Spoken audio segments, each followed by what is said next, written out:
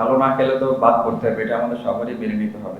আমি নিজেও ওনার একটা বড় ফ্যান, তো অবশ্যই সেদিক থেকে আমারও মন খারাপ। চ্যাম্পিয়ন্স ট্রফি থেকে বাদ পড়ার পরই লিটন দাসের অনবদ্য সেই সেঞ্চুরি খুব কাছ থেকে দেখেছেন আরেক ওপেনার তানজিদ হাসান তামিম। তাই তো লিটনের বাদ পড়ায় বেশ মন খারাপ তার।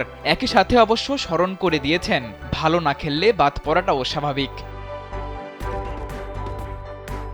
লিটনের সেঞ্চুরি ৩ দিন পার হলেও এখনও মুগ্ধতা কাটছে না তরুণ এই ওপেনারের, কারণ তিনি নিজেও লিটন দাসের বড় ফ্যান। লিটনের সেই ইনিংস নিয়ে বেশ উচ্ছ্বাসের সঙ্গেই কথা বলেছেন তিনি। দাদা যেরকম ব্যাটসম্যান আমরা সবাই জানি, যে আমি নিজেও ওনার একটা বড় ফ্যান, তো অবশ্যই সেদিক থেকে আমারও মন খারাপ যে উনি টিমে নাই। তো আশা করবো যে তাড়াতাড়ি, উনি যেভাবে লাস্ট 2টা ম্যাচ খেলছে আপনারা দেখছেন, ওনার কনফিডেন্স লেভেলটা এখন অনেক হাই। তো আশা করি সামনে ম্যাচগুলো উনি আরো ভালো করবে। লিটন ভক্ত তানজিদ এবারের বিপিএলে মোট রান করেছেন 246। সর্বোচ্চ স্কোরারের তালিকায় ৩ নম্বরে থাকলেও সবচেয়ে বেশি ছক্কা মারার রেকর্ডে আছেন সবার উপরে। তবে তার সমান ছক্কা আছে খুশদিল শাহ ও ইয়াসির আলীর।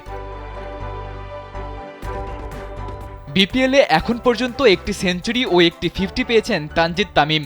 ধারাবাহিক পারফরমেন্স আর এত বেশি ছক্কা মারার কোনো সিক্রেট আছে কিনা তামিমের কাছে, এমন প্রশ্নে অবশ্য তার কণ্ঠে শোনা গেছে বিনয়ের সুর। আসলে ছক্কা কোনো রহস্য নাই, আমি সবসময় চেষ্টা করি মেরিট অন দ্য বল খেলা।